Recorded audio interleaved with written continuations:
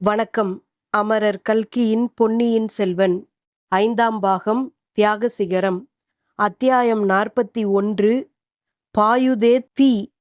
இத்தனை நேரம் அசைவற்று உட்கார்ந்திருந்த சம்புவரையர் இப்போது பாய்ந்து எழுந்து கந்தமாறனுடைய கையை பிடித்து கொண்டார்.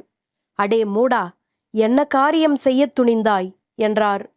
தந்தையே, இந்த சிநேக துரோகியை கொல்லுவதிலே என்ன தவறு என்றான் கந்தமாறன். என்ன தவறா? அதனால் நானும் நீயும் இந்த பழமையான சம்புவரையர் குலமும் அழிந்து போவோம். இவனை கொன்றுவிட்டால் இளவரசரையும் இவனையும் சேர்த்து கொன்றுவிட்டதாக நம் பேரில் அல்லவோ பழி சுமத்துவார்கள். இது கூடவா உனக்கு தெரியவில்லை என்றார் தந்தை. அவ்வாறு நம் பேரில் பழி சுமத்தக்கூடிய வல்லமை உடையவன் யார்? அவ்விதம் குற்றம் சுமத்திவிட்டு அவன் உயிருடன் பிழைத்திருப்பானோ என்று கேட்டான் கந்தமாறன். ஐயோ அசட்டு பிள்ளையே, உன்னுடைய வீரத்தையும் துணிச்சலையும் இதிலேதானா காட்ட வேண்டும்? உன்னுடைய யோசனையை ஆரம்பத்திலிருந்து கேட்டதினாலேதான் இந்த விபரீதம் நம் வீட்டில் நடந்துவிட்டது. பெரிய பழுவேட்டரையரையும் மற்ற சிற்றரசர்களையும் நீதான் இந்த வீட்டுக்கு அழைத்தாய். மதுராந்தகத்தேவர் ரகசியமாக இங்கே வந்ததும் உன்னாலேதான். அது இந்த உன் அருமை சிநேகிதன் மூலம் எல்லாருக்கும் தெரிந்துவிட்டது. பிறகு ஆதித்த கரிகாலரை காஞ்சியிலிருந்து அழைத்து வந்தவனும் நீதான். ஐயோ, அதன் விளைவு இப்படி ஆகும் என்று நான் நினைக்கவே இல்லை. மலையமான் நமது குலத்தின் பழைமையான விரோதி. பெரியதொரு படையுடன் நெருங்கி வந்து கொண்டிருக்கிறான். அவனுக்கு என்ன சொல்லப் போகிறேன்? பழுவேட்டரையரும் இச்சமயம் பார்த்து ஊருக்கு போய்விட்டார் என்று கூறி சம்புவரையர் திரும்பவும் தலையிலே அடித்து கொண்டார். கந்தமாறன் கண்களில் நீர் ததும்ப, தந்தையே, தாங்கள் வீணாக வேதனைப்பட வேண்டாம். என்னால் நேர்ந்த விபரீதத்துக்கு நானே தண்டனை அனுபவிக்கிறேன். தாங்கள் என்ன கட்டளை இடுகிறீர்களோ அவ்விதம் செய்ய காத்திருக்கிறேன் என்றான். முதலில் இந்த பெண்ணை அழைத்து கொண்டு போய் அந்தப்புரத்தில் விட்டுவிட்டு வா. இவள் ஏதாவது உளறினால் வாயிலே துணியை அடைத்து கையையும் காலையும் கட்டி போட்டு விட்டு வா. இல்லாவிட்டால் ரகசிய அறையில் போட்டு பூட்டிவிட்டு வா என்றார் சம்புவரையர். மணிமேகலை தன் அருமை தந்தை அப்போது கொண்டிருந்த ரௌத்ராகாரத்தை பார்த்துவிட்டு நடுநடுங்கினாள். வந்தியத்தேவனுக்கு இப்போது உடனே ஆபத்து ஒன்றுமில்லை என்பதையும் தெரிந்து கொண்டாள். தந்தையே, மன்னிக்க வேண்டும். தங்கள் கட்டளைப்படி நடந்து கொள்வேன். கந்தமாறன் என்னை தொட வேண்டாம். நானே இதோ தாய்மார்கள் இருக்கும் அந்தப்புரத்துக்கு போய்விடுகிறேன் என்று சொல்லிவிட்டு விடுவிடு என்று அங்கிருந்து நடந்து சென்றாள். கந்தமாறனும் அவளை பின்தொடர்ந்து போனான். அவர்கள் சென்றவுடனே சம்புவரையர் தம்முடன் வந்திருந்த ஆட்களை பார்த்து, இவனை அந்த கட்டில் காலுடன் சேர்த்து இறுக்கி கட்டுங்கள் என்று உத்தரவிட்டார். அவ்விதமே ஆட்கள் வந்தியத்தேவனை நெருங்கி வந்தபோது அவன் அமைதியாக இருந்தான். கட்டில் காலுடன் சேர்த்து கட்டிய போதும் அவன் எவ்வித தடங்களும் செய்யவில்லை. கட்டி முடிந்தவுடன் அவன், ஐயா, சற்றே யோசித்து பாருங்கள். கரிகாலருடைய அந்தரங்கத்துக்குரிய நண்பன் நான். அவரை கொல்லுவதினால் எனக்கு என்ன லாபம்? உண்மையில் அவரை கொன்ற பாதகர்கள் சுரங்கப்பாதை வழியாக தப்பித்து கொண்டு போய்விட்டார்கள். அவர்களை தொடர்ந்து போய் பிடிப்பதற்கு முயற்சி செய்யுங்கள். அவர்களை நான் பார்த்திருக்கிறேன். என்னை அவிழ்த்து விட்டால் நானே தங்களுடன் வந்து அவர்களை பிடிப்பதற்கு உதவி செய்வேன். தப்பிச் செல்வதற்கு நான் பிரயத்தனம் செய்ய மாட்டேன் என்றான். அடே, நீ சொல்லுவது உண்மையானால் கரிகாலர் கொலை செய்யப்படும் போது நீ என்ன செய்து கொண்டிருந்தாய்? வேடிக்கை பார்த்து கொண்டிருந்தாயா என்றார் சம்புவரையர். ஐயா, பழுவூர் ராணியும் கரிகாலரும் பேசிக்கொண்டிருந்த போது திடீரென்று கொலைகாரர்கள் பிரவேசித்தார்கள். அவர்களை தடுக்க நான் எத்தனித்த போது பயங்கரமான தோற்றமுடைய காளாமுகன் ஒருவன் என் கழுத்தை பிடித்து நெரித்தான். நான் நினைவிழந்து விட்டேன். மறுபடியும் நினைவு வந்தபோது ஆதித்த கரிகாலர் உயிரற்று விழுந்து கிடப்பதை கண்டேன் என்றான் வந்தியத்தேவன். இச்சமயத்தில் அந்த மாளிகை சுவருக்கு அப்பால் பெரியதொரு கூச்சல் கேட்டது. ஆயிரக்கணக்கானவர்களின் கோபக் குரலிலிருந்து எழுந்த கோஷத்தைப் போல் தொனித்தது. சம்புவரையர் அதை காது கொடுத்து கேட்டார். வந்தியத்தேவனை பார்த்து, சரி சரி, நீ சொல்வது உண்மையாகவே இருந்தாலும் சற்று நேரம் நீ இங்கேயே இரு. உன்னுடைய அருமை நண்பராகிய இளவரசருக்கு துணையாக இரு. அது என்ன கூச்சல் என்று பார்த்துவிட்டு பிறகு வருகிறேன். வந்து உன் கட்சியை முழுதும் தெரிந்து கொள்கிறேன் என்று கூறிவிட்டு சம்புவரையர் புறப்பட்டார். அவருடன் ஆட்களும் கிளம்பினார்கள். போகும்போது சம்புவரையரின் கட்டளைப்படி அந்த அறையின் கதவை சாத்தி வெளிப்புறத்தில் தாளிட்டு விட்டு சென்றார்கள். மறுபடியும் அந்த அறையில் இருள் சூழ்ந்தது. வந்தியத்தேவனுடைய உள்ளத்திலோ சொல்ல முடியாத வேதனை குடிகொண்டது. சில மாதங்களுக்கு முன்னர் அந்த கடம்பூர் சம்புவரையர் மாளிகைக்கு தான் வந்ததிலிருந்து நடந்தவற்றையெல்லாம் நினைத்து பார்த்து கொண்டான். வானத்திலே அப்போது தான் பார்த்த தூமகேதுவையும் அதை பற்றி மக்கள் பேசிக்கொண்டதையும் ஞாபகப்படுத்தி கொண்டான். வானத்தில் வால் நட்சத்திரம் காணப்பட்டமையால் சுந்தர சோழருடைய இறுதி நாள் நெருங்கிவிட்டதாக எல்லோரும் நினைத்தார்கள். சுந்தர சோழர் நீண்ட நாட்களாக நோய்பட்டு கிடந்தபடியால் அவ்வாறு மக்கள் எதிர்பார்த்தது இயற்கைதான். அதனாலேயே அவருக்கு அடுத்தாற்போல் பட்டத்துக்கு வரக்கூடியவர் யார் என்பது பற்றியும் ஜனங்கள் பேசினார்கள். இந்த மாளிகையிலேயே சிற்றரசர்கள் கூடி அதை பற்றி பேசினார்கள். ஆனால் எல்லாரும் எதிர்பார்த்தது ஒன்றும் நடந்தது ஒன்றுமாக முடிந்தது. வாலிப வயதினரும் வீராதி வீரருமான ஆதித்த கரிகாலர் மாண்டு போனார். உயிரற்ற அவரது உடல் இதோ இந்த அறையில் கிடக்கிறது. நோய்பட்டுள்ள சுந்தர சோழர் இன்னும் உயிரோடு இருக்கிறார். ஆனால் இன்னும் நெடுங்காலம் இருப்பாரா? தமது அருமை குமாரனின் அகால மரணச் செய்தியை அறிந்த பிறகும் உயிரோடு இருப்பாரா? ஐயோ, மகனை பார்க்க வேண்டுமென்று தந்தை எவ்வளவு ஆவல் கொண்டிருந்தார். தந்தை வந்து தங்கியிருப்பதற்காக கரிகாலர் காஞ்சியில் பொன் மாளிகை கட்டினாரே, அந்த பொன் மாளிகையில் தந்தையை வரவேற்று உபசரிப்பதற்கு கொடுத்து வைக்காமல் குமாரர் போய்விட்டாரே. இதிலிருந்து இன்னும் என்னென்ன விளையப் போகிறதோ தெரியவில்லை. சோழ சாம்ராஜ்யம் முழுவதும் ஒரே துயர வெள்ளத்தில் முழுகப் போகிறது. அது மட்டும்தானா? எத்தனை விதமான உட்கலகங்கள் விளையப் போகின்றனவோ யாருக்கு தெரியும்? சிற்றரசர்களுக்குள் பெருஞ்சண்டை மூளப்போகிறது நிச்சயம். சற்று முன்னால் வெளியிலே கேட்ட சத்தம் மலையமானுடைய படைவீரர்கள் போட்ட சத்தமாகத்தான் இருக்க வேண்டும். அவர்கள் எதற்காக அப்படி கோஷமிட்டார்கள்? இந்த கடம்பூர் மாளிகையை தாக்கப் போகிறார்களா என்ன? எதற்காக? கரிகாலருடைய மரணம் பற்றிய செய்தி ஒருவேளை அவர்களுக்கு எட்டி இருக்குமோ? ஆகா, சம்புவரையர் இதை எப்படி சமாளிக்கப் போகிறார்? நம் பேரில் கரிகாலரை கொன்ற குற்றத்தை சுமத்தி சமாளிக்க பார்ப்பார். ஆனால் அதை மலையமான் நம்புவாரா? நம்பினாலும் கூட சம்புவரையரின் மாளிகையில் இது நடந்திருப்பதால் அவரை சும்மா விட்டு விடுவாரா? முன்னர் இங்கே நடந்த சதி ஆலோசனையை பற்றி மலையமானுக்கு தெரிந்திருக்க வேண்டும். தெரிந்திராவிட்டாலும் ஆழ்வார்க்கடியான் போய் எச்சரித்துவிட்டு போயிருக்கிறான். ஆகையினாலேதான் படை திரட்டி கொண்டு வருகிறார். மலையமான் தம் பேரப்பிள்ளை மீது எவ்வளவு அன்பு வைத்திருந்தார் என்பது வந்தியத்தேவனுக்கு நன்றாய் தெரியும். இந்த செய்தியை அறியும்போது அவர் என்ன செய்வார் என்பது யாருக்கு தெரியும்? சம்புவரையர் குடும்பத்தையே நாசம் செய்து இந்த மாளிகையையும் அடியோடு அழித்து போட்டாலும் போட்டு விடுவார். பாவம் கந்தமாறன், நல்ல பிள்ளை, நம்மிடம் எவ்வளவு சிநேகமாக இருந்தான். அவ்வளவு சிநேகமும் கொடிய துவேஷமாக அல்லவா மாறிவிட்டது. எல்லாம் அந்த பழுவூர் மோகினியின் காரணமாகத்தான். பார்க்கப்போனால் அவளுடைய கதையும் சோகமயமாக இருக்கிறது. அவள் பேரிலேதான் எப்படி குற்றம் சொல்லுவது? எல்லாம் விதி செய்யும் கொடுமைதான். விதி விதி, மணிமேகலையின் விதியை என்னவென்று சொல்லுவது? என்னிடம் எதற்காக அவள் இவ்வளவு அன்பு காட்ட வேண்டும்? என்னை தப்புவிப்பதற்காக முன்வந்து நான் கொன்றேன் என்று ஒப்புக்கொண்டாலே இத்தகைய அன்புக்கு இணை ஏது? இதற்கு கைமாறுதான் என்ன செய்ய போகிறேன்? வந்தியத்தேவன் தனக்குள்ளேயே சிரித்து கொண்டான். கைமாறு செய்வதை பற்றி எண்ணுவது என்ன பைத்தியக்காரத்தனம்? மற்றவர்களை பற்றி நான் பரிதாபப்படுவதிலேதான் என்ன அர்த்தம் இருக்கிறது? என்னுடைய நிலைமையை காட்டிலும் பயங்கரமான பரிதாபமான நிலைமையில் உள்ளவர்கள் வேறு யாரும் இல்லை. ஆதித்த கரிகாலரை கொன்றதாக என் பேரில் குற்றம் சுமத்தப் போகிறார்கள். நான் அந்த பாதகத்தை செய்யவில்லை என்று நிரூபிப்பதற்கு எவ்வித சாட்சியமும் இல்லை.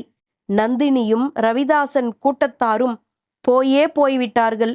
அவர்களை தொடர்ந்து போய் பிடிப்பதற்கு யாரும் முயலவில்லை. அவர்களை ஒருவேளை பிடித்தாலும் கூட நானும் அவர்களுடன் சேர்ந்து சதி செய்யவில்லை என்று எப்படி நிரூபிக்க முடியும்? முடியாது. பட்டத்து இளவரசரை கொலை செய்த துரோகிக்கு என்ன விதமான தண்டனை கொடுப்பார்கள்? வெறுமனே கொலைக்கு கொலை என்று தண்டனை கொடுத்துவிட மாட்டார்கள். இம்மாதிரி காரியத்தை இனி யாரும் கனவிலும் செய்ய நினையாத வண்ணம் பயங்கரமான சித்திரவதை தண்டனை ஏற்படுத்துவார்கள். என்ன விதமான தண்டனை கொடுத்தாலும் கொடுக்கட்டும். கரிகாலரை நான் கொன்றுவிட்டதாக பழையாறை இளைய பிராட்டியும் பொன்னியின் செல்வரும் கருதுவார்கள் அல்லவா? அதை காட்டிலும் வேறு என்ன சித்திரவதை கொடுமையாக இருக்க முடியும்? தெய்வமே, சென்ற 3-4 மாத காலத்தில் நான் எவ்வளவோ இக்கட்டுகளில் தப்பி வந்ததெல்லாம் இந்த பயங்கரமான அபகீர்த்திக்கு ஆளாவதற்குத்தானா? இவ்வாறெல்லாம் வந்தியத்தேவனுடைய உள்ளத்தில் அலைமேல் அலை எறிவது போல் எத்தனையோ எண்ணங்கள் தோன்றி மறைந்து கொண்டிருந்தன. எவ்வளவு நேரம் இப்படி கழிந்தது என்று அவனுக்கு தெரியாது. இருள் அடர்ந்திருந்த அந்த அறையில் திடீரென்று மெல்லிய புகைப்படலம் பரவிய போது அவனுடைய எண்ணத் தொடர்பு கலைந்தது. அது என்ன புகை, எங்கிருந்து வருகிறது என்று யோசிக்கத் தொடங்கினான். சற்று நேரத்துக்கெல்லாம் மிகச் சொற்ப வெளிச்சமும் பரவியது. அந்த வெளிச்சத்தில் ஆதித்த கரிகாலரின் உடல் தெரிந்தது. கதவுகள் சாத்தியபடியே இருந்தன. ஆகையால் விளக்கு வெளிச்சமாக இருக்க முடியாது. பின் என்ன வெளிச்சம்? நாலா பக்கமும் கூர்ந்து கவனிக்கலானான். புகையும் வெளிச்சமும் பக்கத்து வேட்டை மண்டபத்திலிருந்து வருகின்றன என்பதை அறிந்தான். வேட்டை மண்டபத்திலிருந்து புகை வருவதற்கு காரணம் என்ன? ஒருவேளை தீப்பிடித்திருக்குமோ? வேட்டை மண்டபத்தின் வழியாக சுரங்கப்பாதையில் சென்றவர்கள் வேண்டுமென்றே தீ வைத்துவிட்டு போயிருப்பார்களோ? அல்லது அவனும் மணிமேகலையும் வேட்டை மண்டபத்துக்குள் வந்தபோது கொண்டு வந்த விளக்கு இந்த விபத்துக்கு காரணமாயிருக்குமோ? வர வர புகை அதிகமாயிற்று. உஷ்ணமும் அதிகரித்து வந்தது. சிறிது நேரத்துக்கெல்லாம் வேட்டை மண்டபத்துக்கும் அந்த அறைக்கும் இடையிலிருந்த மரப்பலகை சுவர்களின் இடுக்குகளின் வழியாக தீயின் ஜுவாலைகள் தெரியத் தொடங்கின. இன்னும் சற்று நேரத்துக்கெல்லாம் அக்கினி பகவான் தமது ஜோதிமயமான கரங்களை நீட்டி துழாவிக்கொண்டு இந்த அறைக்குள்ளேயே பிரவேசித்து விட்டார். அக்கினி பகவானுடைய பிரவேசத்தை கொஞ்ச நேரம் வந்தியத்தேவன் கண்கொட்டா ஆர்வத்துடன் பார்த்து கொண்டிருந்தான். முதலில் அவனுக்கு ஒரு குதூகலமே ஏற்பட்டது. நம்முடைய கவலைகளையெல்லாம் அக்கினி பகவான் தீர்த்து வைத்துவிடப் போகிறார். ஆதித்த கரிகாலருக்கும் நமக்கும் ஒரே இடத்தில் தகனக்கிரியை நடந்துவிடப் போகிறது என்று எண்ணினான். ஆனால் இது சிறிது நேரம்தான் நிலைத்திருந்தது. கரிகாலரை கொன்றவன் என்ற குற்றச்சாட்டுடன் இந்த உலகை விட்டு போவதற்கு அவன் இஷ்டப்படவில்லை. சம்புவரையரும் அவருடைய மகனும் அப்படித்தான் வெளியிலே சொல்லுவார்கள். சிலர் அதை நம்பவும் செய்வார்கள்.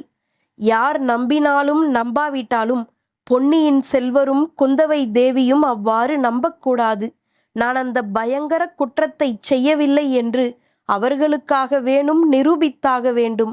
அது மட்டுமல்ல, வீராதி வீரரான கரிகாலருடைய திருமேனிக்கு இறுதிச் சடங்கு இப்படி நடக்கும்படி விடலாமா? அவருடைய பெற்றோர்களும் உற்றார் உறவினர்களும் அவருடைய உயிரற்ற உடம்பையாவது பார்க்க வேண்டாமா? ஆமாம், அவருடைய உயிரை காப்பாற்ற முடியாவிட்டாலும் அவருடைய உடம்பையாவது காப்பாற்ற வேண்டும். சக்கரவர்த்தி திருமகனுக்குரிய மரியாதைகளுடனே இறுதிச் சடங்குகளை செய்வதற்கு வழி தேட வேண்டும். அதுவரையில் வந்தியத்தேவன் தன்னை விடுவித்து கொள்ள பிரயத்தனம் செய்யவில்லை. அவனை எப்படி கட்டியிருக்கிறார்கள் என்று கூட கவனிக்கவில்லை. இப்போது கவனித்தான். முதலில் அவனுடைய முன் கைகள் இரண்டையும் சேர்த்து கட்டி அந்த கயிற்றை கொண்டே அவன் உடம்பு முழுவதையும் கட்டிலின் காலோடு சேர்த்து கட்டியிருந்தார்கள். குனியவோ நிமிரவோ முடியவில்லை. அவனுடைய பலம் முழுவதும் செலுத்தி கை கட்டுகளை இழுத்தும் பல்லினால் கடித்தும் அவிழ்த்து கொள்ள பார்த்தான். முடியவில்லை. அவ்வாறே உடம்பின் கட்டுக்களை திமிரி அவிழ்க்க பார்த்தான். அதுவும் முடியவில்லை. ஆனால் அப்படி உடம்பை திமிரிய போது கட்டில் அசைந்தது. உடனே ஒரு யோசனை தோன்றியது. கட்டிலை இழுத்து கொண்டு வேட்டை மண்டபத்தின் இரகசிய வாசலை நோக்கிச் சென்றான். அது அவ்வளவு எளிதாக இல்லை. அங்குலம் அங்குலமாக நகர வேண்டியிருந்தது. கட்டிலை இழுத்த போதெல்லாம் அவன் உடம்பின் கட்டுகள் இறுகி வேதனை உண்டாக்கின. ஆயினும் சகித்து கொண்டு சென்றான். வாசலை நெருங்கிய போது சாத்தியிருந்த கதவு இடுக்குகளின் வழியாக தீயின் ஜுவாலைகள் வந்து கொண்டிருந்தன. அந்த ஜுவாலைகளில் கையை கட்டியிருந்த கயிற்று கத்தையை பிடித்தான். கயிற்றில் தீ பிடித்தது. அதே சமயத்தில் அவனுடைய கைகள் மீதும் நெருப்பு ஜுவாலைகள் வீசி சகிக்க முடியாத வேதனையை உண்டாக்கின. ஆயினும் பொறுத்து கொண்டிருந்து நெருப்பு பிடித்து கை கட்டு அறுபட்ட உடனே உடம்பின் கட்டுக்களை அவசர அவசரமாக அவிழ்த்து கொண்டான். அவிழ்த்து முடிவதற்குள்ளே கட்டிலின் திரைச்சீலைகளிலே தீப்பிடித்து கொண்டது. அறையில் புகை சூழ்ந்தது. வந்தியத்தேவனுடைய உடம்பெல்லாம் பற்றி எரிவது போன்ற உணர்ச்சி உண்டாயிற்று. அவனுடைய கண்களில் முதலில் எரிச்சல் கண்டது. பின்னர் கண்ணீர் ததும்பிற்று. கண் பார்வையே மங்கத் தொடங்கியது. ஏது ஏது, நானும் இளவரசரோடு இங்கேயே மாண்டு எரிந்து போக வேண்டியதுதான். ஒரு விதத்தில் இதுவும் நல்லதுதானே. இளவரசரை காப்பாற்றத்தான் முடியவில்லை. அவரோடு சாகும் பேராவது எனக்கு கிடைக்கும். சீச்சி, இது என்ன யோசனை? நான் இறப்பது பற்றி கவலை இல்லை. இளவரசருடைய உடல் இங்கு எரிந்து சாம்பலானால் எனக்கு அழியாத பழி அல்லவா ஏற்படும். என்னை அறிந்தவர்கள் என்னுடைய நினைவு வரும்போதெல்லாம் என்னை சபிப்பார்களே. அத்தகைய பழிக்கு இடங்கொடுத்து நான் ஏன் சாக வேண்டும்? இளவரசரின் உடலை எப்படியேனும் வெளியே எடுத்துச் செல்வேன். அவருடைய பாட்டன் மலையமானிடம் ஒப்புவிப்பேன்.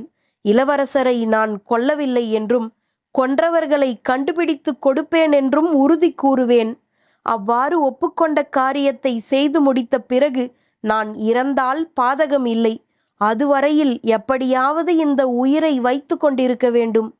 வந்தியத்தேவன் இப்போது கட்டுக்கள் அனைத்தையும் அவிழ்த்து கொண்டு விடுதலை பெற்றான். ஆனால் இது என்ன? கட்டில் தீப்பிடித்து எரிகிறதே. வெப்பம் தாங்க முடியவில்லையே. கண்களை திறக்கவே முடியவில்லையே. திறந்தாலும் புகை மண்டி கிடப்பதால் ஒன்றுமே தெரியவில்லையே. ஆயினும் இளவரசரின் உடலை கண்டுபிடித்துதான் ஆக வேண்டும். வந்தியத்தேவன் தரையில் உட்கார்ந்த வண்ணம் பரபரப்புடன் கையை நீட்டி துழாவிக் கொண்டு அங்குமிங்கும் அவசரமாக நகர்ந்து தேடினான். தேடிய நேரம் சில நிமிஷம்தான் இருக்கும். ஆனால் பல யுகங்களைப் போல் அவனுக்கு தோன்றியது. கடைசியாக இளவரசரின் உடம்பு அவனுடைய கைகளுக்கு தட்டுப்பட்டது. அந்த உடம்பை தூக்கி எடுத்து தோளின் மேல் போட்டுக்கொண்டான். அப்போதுதான் வெளியே போவது எப்படி என்ற யோசனை உண்டாயிற்று. வேட்டை மண்டபத்துக்குள் போவது இயலாத காரியம். ஆகா, அங்கே எத்தனையோ காலமாக சம்புவரையர்கள் சேகரித்து வைத்திருந்த மிருகங்கள் எல்லாம் இதற்குள் எரிந்து சாம்பலாக போயிருக்கும். அந்த அறையிலிருந்து சாதாரணமாக எல்லோரும் வெளியே போவதற்குரிய பிரதான வாசலை அடைந்தான். ஒரு கையினால் கதவை இடித்து பார்த்தான். காலினால் உதைத்து பார்த்தான். உடம்பினால் கதவின் பேரில் மோதிக்கொண்டும் பார்த்தான். தீ தீ, கதவை திறவுங்கள் என்று சத்தம் போட்டு பார்த்தான். ஒன்றும் பயன்படவில்லை. சீச்சி, என்ன அறிவீனம்! யாழ் களஞ்சியத்தின் வழியாகத்தான் ஏறிப்போக வேண்டும். ஐயோ, அதற்குள் அதிலேயும் தீப்பிடிக்காமல் இருக்க வேண்டுமே. இத்தனை நேரம் வீண் பொழுது போக்கிவிட்டோமே. இப்போது அந்த அறை நல்ல பிரகாசமாக இருந்தது. ஆனால் அந்த பிரகாசம் பயன்படாதபடி புகை மண்டி கிடந்தது. கண்ணை திறந்து பார்க்கவே முடியவில்லை. கஷ்டத்துடன் பார்த்தாலும் திக்கு திசை தெரியவில்லை. யாழ் களஞ்சியம் இருக்கும் இடத்தை உத்தேசமாக குறிவைத்து கொண்டு வந்தியத்தேவன் ஓடினான். வழியில் காலில் ஏதோ தட்டுப்பட்டது. அது டனார் என்ற ஒலியை உண்டாக்கியது. ஆகா, அது எனக்கு நினைவு வந்தபோது பக்கத்தில் கிடந்து கைக்கு அகப்பட்ட திருகுமடல் உள்ள கத்தியாகவே இருக்க வேண்டும். அந்த கத்தியில் ஏதோ ஒரு மர்மம் இருக்கிறது. அதை எடுத்து கொள்ளலாம். வழியில் யாராவது குறுக்கிட்டு தடுத்தால் ஒருவேளை அந்த கத்தி உபயோகப்பட்டாலும் படும். இவ்விதம் எண்ணி அந்த கத்தியை குனிந்து எடுத்தான். அப்போது எரிந்த கட்டிலிலிருந்து தெறித்து வந்த ஜுவாலை தணல் ஒன்று அவன் தோள் மீது விழுந்தது. அதை தட்டி அப்பால் எரிந்துவிட்டு ஓடிப்போய் யாழ் களஞ்சியத்தை அடைந்தான். இவ்வளவு நேரமும் அவன் தோள் மீது சாத்தியிருந்த கரிகாலருடைய தேகத்தை அவனுடைய ஒரு கை இறுக்கி பிடித்து கொண்டிருந்தது. ஆனால் அவ்விதம் தோள் மீது சாத்திக்கொண்டே களஞ்சியத்தின் படிகளில் ஏறுவது அசாத்தியம். மேலே கதவு வேறு சாத்தி இருந்தது. எனவே கரிகாலருடைய தேகத்தை கீழே நிறுத்தி வைத்துவிட்டு ஏறி மேலேயுள்ள கதவை திறந்தான். பாதி களஞ்சியத்தில் நின்று கொண்டு குனிந்து எடுத்தான். தெய்வமே, அதற்குள் தீ அக்களஞ்சியத்துக்கும் வந்துவிட்டதே! இன்னும் சில நிமிஷம் தாமதித்திருந்தால் இந்த வழியும் இல்லாமல் போயிருக்கும். வந்தியத்தேவன் மேல் மச்சில் கரிகாலருடைய உடலை தூக்கி போட்டுவிட்டு தானும் ஏறி வந்து சேர்ந்தபோது பாதி பிராணன் போனவனாக இருந்தான். இத்தனை நேரம் நெருப்பிலும் புகையிலும் வெந்து கொண்டிருந்தவன் மீது இப்போது குளிர்ந்த காற்று வீசிற்று. சிறிது நேரம் அங்கேயே கிடந்து இளைப்பாறலாமா என்று யோசித்தான். கூடாது, கூடாது, ஒரு நிமிஷங்கூட தாமதிக்க கூடாது. தீப்பிடித்த அக்கட்டடம் எப்போது இடிந்து விழும் என்று யார் கண்டது? மறுபடியும் கரிகாலருடைய உடலை எடுத்து தோளில் போட்டுக்கொண்டு மேல் மச்சு வழியாகவே விரைந்து சென்றான். முன்னொரு தடவை போனது போலவே மாடக்கூடங்களை கடந்து சென்றான். ஆனால் முன்னே அவன் தனியாகப் போனபடியால் மாளிகை மச்சிலிருந்து கீழே இறங்கி நிலா முற்றத்தை கடந்து மதில் சுவர் மீது ஏறி குதித்து போவது சாத்தியமாயிருந்தது. இப்போது அது முடியுமா? அவன் மிகவும் களைத்து போயிருந்ததுமின்றி ஆதித்த கரிகாலருடைய தேகத்தையும் அல்லவா தூக்கி போக வேண்டியிருக்கிறது. அப்போது அம்மாளிகைக்கு வெளியே நாலா பக்கங்களில் இருந்தும் எழுந்த பெரும் ஆரவார கூச்சல் மீது அவன் கவனம் சென்றது. ஆகா, இது என்ன? மலையமானுடைய வீரர்கள் கோட்டையை தாக்கத் தொடங்கிவிட்டார்கள் போலிருக்கிறதே. முன்வாசல் கதவை தாக்கி தகர்க்கிறார்கள் போலிருக்கிறதே. மதில் சுவர் மீது வீரர் பலர் ஏறி குதிக்கிறார்களே. இளவரசர் கொலையுண்டார் என்ற செய்தியை அறிந்துதான் மலையமான் கடம்பூர் மாளிகையை தாக்க கட்டளையிட்டு விட்டாரா? அப்படியானால் கரிகாலருடைய உடலை தூக்கி கொண்டு வரும் என்னை பார்த்தால் அவ்வீரர்கள் என்ன செய்வார்கள்? ஏன், நான் தான் அவரை கொன்றதாக எண்ணிக்கொள்வார்கள். என்னை சின்னாபின்னம் செய்து போடுவார்கள். ஆகையால் நான் மிக ஜாக்கிரதையாக நடந்து கொள்ள வேண்டும். யார் கண்ணிலும் தென்படாமல் போக வேண்டும். மலையமான் இருக்கும் இடத்தை கண்டுபிடித்து அவரிடம் அவருடைய பேரப்பிள்ளையின் திருமேனியை ஒப்படைத்துவிட வேண்டும். அதற்கு பிறகு நடப்பது நடந்துவிட்டு போகட்டும். பின்னர் வந்தியத்தேவன் மிக ஜாக்கிரதையாக மாடக்கூடங்களின் மறைவிலும் அவற்றின் நிழல் படர்ந்திருந்த இருளான இடங்களிலுமே பதுங்கி நடந்து சென்றான். கடைசியாக முதல் தடவை அங்கே வந்திருந்த போது எவ்விடத்தில் நின்று கீழே நடந்த சிற்றரசர்களின் சதி ஆலோசனையை கவனித்தானோ அவ்விடத்துக்கு வந்து சேர்ந்தான். கீழே எப்படி இறங்குவது என்பதாக யோசித்து கொண்டு அவன் அங்குமிங்கும் பார்த்தபோது சுவர் ஓரத்தில் ஏணி ஒன்று வைக்கப்பட்டிருந்தது புலப்பட்டது. அது மட்டுமல்ல, ஏணியின் பக்கத்தில் மனித உருவம் ஒன்றும் தெரிந்தது. அது யாராயிருக்கும்? ஏணியை வைத்துக்கொண்டு யாருக்காக காத்திருக்கிறான்? தான் அந்த ஏணி வழியாக கீழே இறங்கினால் என்ன நேரும்? என்ன நேர்ந்தாலும் சரிதான். அந்த ஏணியை உபயோகப்படுத்தி கொண்டே தீர வேண்டும். நல்ல வேளையாக கையிலே கத்தி ஒன்று இருக்கிறது. எது நேர்ந்தாலும் பார்த்து கொள்ளலாம். இந்த சமயத்தில் முன் வாசலுக்கு அருகில் ஆரவாரம் அதிகமாயிற்று. அது என்னவென்று தெரிந்து கொள்வதற்காகவோ என்னவோ ஏணிக்கு அருகில் நின்ற மனிதன் சற்று அப்பால் போனான். ரொம்ப நல்லதாய் போயிற்று என்று எண்ணி வந்தியத்தேவன் ஏணி வழியாக விரைந்து கீழே இறங்கினான். அவன் கீழே இறங்கி தரையில் காலை வைத்ததற்கும் போன மனிதன் திரும்பி வருவதற்கும் சரியாயிருந்தது. சாமி, இவ்வளவு நேரம் பண்ணிவிட்டீர்கள் என்று அம்மனிதன் கேட்டதும் அவன் இடும்பன்காரி என்பதை வந்தியத்தேவன் தெரிந்து கொண்டான். அதே கணத்தில் இடும்பன்காரி யாரை எதிர்பார்த்து அங்கே காத்து கொண்டிருந்தான் என்பதையும் ஒருவாறு ஊகித்து கொண்டான். இடும்பன்காரி அவன் அருகில் வந்ததும் வியப்புடன், அடே, நீயா? யாரை தோளில் போட்டுக்கொண்டு வருகிறாய் என்று கேட்டான். ஆமப்பா, நான் தான். காளாமுக சாமியாரின் சீடன். ரணபத்ரகாளியின் பலியுடனே என்னை முன்னால் அனுப்பினார். அவர் பின்னால் வருகிறார். உன்னை இங்கேயே ஏணியுடன் இருக்கச் சொன்னார். இதோ பார், இக்கத்தியை உனக்கு அடையாளம் காட்டச் சொன்னார் என்று வந்தியத்தேவன் கூறி திருகு கத்தியை காட்டினான். இடும்பன்காரி சிறிது சந்தேகத்துடனேயே, இத்தனை நாளாக நீ எனக்கு சொல்லவில்லையே.